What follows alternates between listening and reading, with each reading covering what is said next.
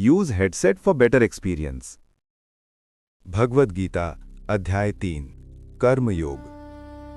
कुरुक्षेत्र का मैदान अब भी शांत है, लेकिन अर्जुन के मन में अब एक नया सवाल उठ रहा है। वो श्री कृष्ण की ओर देखता है और कहता है, कृष्ण, आप कहते हैं कि ज्ञान श्रेष्ठ है, फिर मुझे इस भयानक कर्म, इस युद्ध में क्यों झोंक रहे हैं? अगर ज्ञान ही सबसे बड़ा है तो फिर कर्म क्यों?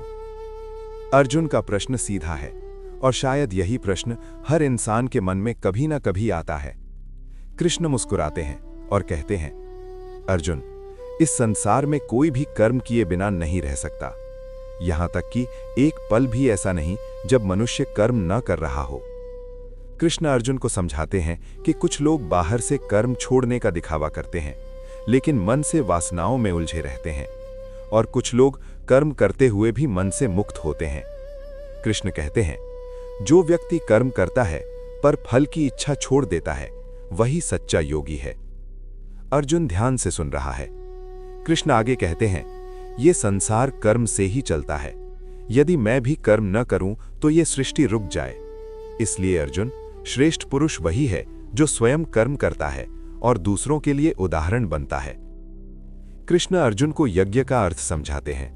वे कहते हैं, कर्म यज्ञ की तरह होना चाहिए, स्वार्थ के लिए नहीं, समर्पण के लिए। कृष्ण बताते हैं कि जब मनुष्य केवल अपने लिए कर्म करता है तो वो बंधन में पड़ता है, लेकिन जब कर्म लोक कल्याण के लिए होता है तो वही कर्म मुक्ति का मार्ग बन जाता है। फिर कृष्ण अर्जुन को उसके सबसे बड़े शत्रु से परिचित कराते हैं। वे कहते हैं, अर्जुन, इस संसार में मनुष्य का सबसे बड़ा शत्रु क्रोध और कामना है। इच्छा ही क्रोध बनती है और क्रोध बुद्धि को नष्ट कर देता है। कृष्ण कहते हैं, इंद्रियां मन से ऊपर हैं, मन बुद्धि से ऊपर है और बुद्धि से ऊपर आत्मा है। जो आत्मा को जान लेता है वो इच्छा और क्रोध को अपने वश में कर लेता है।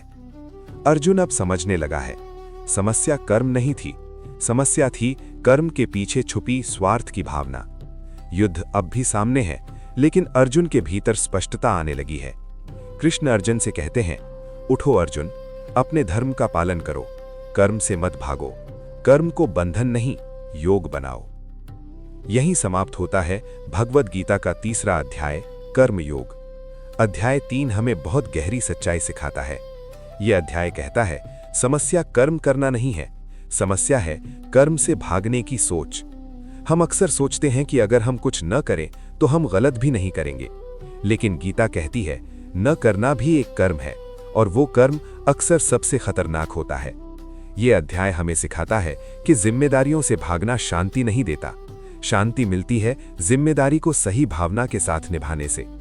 कर्म जब सिर्फ मेरे लिए होता है तो वो बंधन बन जाता है, और वही कर्म जब सबके लिए हो जाता है तो योग बन जाता है। अध्याय 3 हमें यह भी सिखाता है कि हमारा सबसे बड़ा शत्रु बाहर नहीं, हमारे भीतर है। हमारी इच्छाएं, हमारा अहंकार, हमारा क्रोध। और जो व्यक्ति इन पर विजय पा लेता है वो संसार में रहते हुए भी मुक्त हो जाता है।